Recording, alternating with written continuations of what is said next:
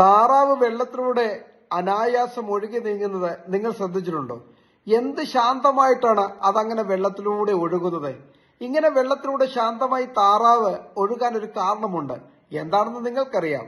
വെള്ളത്തിനടിയിൽ അതിന്റെ രണ്ട് കാലുകൾ നന്നായിട്ട് ചലിപ്പിക്കുന്നത് കൊണ്ടാണ് അവയങ്ങനെ സ്മൂത്തായി ഒഴുകുന്നത്.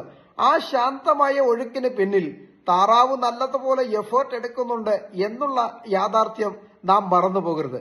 പ്രിയരെ, പലരുടെയും പല വിജയങ്ങളും ഉയർച്ചകളും കാണുമ്പോൾ നാം ചിന്തിക്കും, ഓ അത് വെറും സിമ്പിൾ ആണെന്ന്. ഒരു വിജയവും സിമ്പിൾ അല്ല. ഏത് കാര്യവും സക്സസ്ഫുൾ ആകുന്നതിന് പിന്നിൽ എത്രമാത്രം ഹാർഡ് വർക്ക് അവരെടുക്കുന്നുണ്ടെന്ന് നാം മറന്നു പോകരുത്. അതുകൊണ്ട് ഏതെങ്കിലുമൊക്കെ വിഷയത്തിൽ വിജയിക്കുന്നവരെ അഭിനന്ദിക്കാൻ നാം ദാരിദ്ര്യം കാണിക്കരുത്. ഓർക്കേണ്ട ഒരു കാര്യമുണ്ട്, മനസ്സിലാക്കുക എന്നത് അറിവിനേക്കാൾ ആഴമേറിയ കാര്യമാണ്. നമ്മെ അറിയുന്നവർ പലരുമുണ്ടാകും, എന്നാൽ മനസ്സിലാക്കുന്നവർ ചുരുക്കമേ ഉണ്ടാകത്തുള്ളൂ. ശരിയല്ലേ? ദൈവം നിങ്ങളെ അനുഗ്രഹിക്കട്ടെ.